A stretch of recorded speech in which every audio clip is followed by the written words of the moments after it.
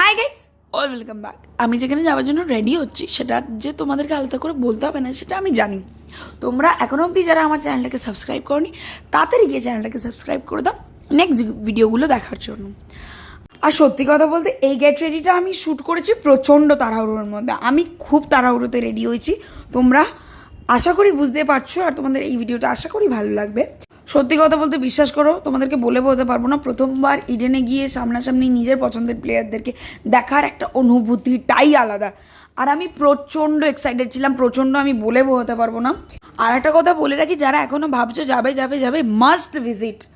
বিশ্বাস করো, দেখো খেলা খেলাই হয়, কিন্তু টিভিতে দেখা আর স্টেডিয়ামে বসে দেখার মজাটাই আলাদা। আমার বিভৎস ভালো লেগেছে। খেলায় হার জিত আছে, নিজের টিম হেরে গেছে বলে সাপোর্ট করবো না এরম না। এই ভিডিওটা এই অবধি, আশা করি তোমাদেরও ভালো লাগলো। Stay tune for the next one. Till then, bye, subscribe.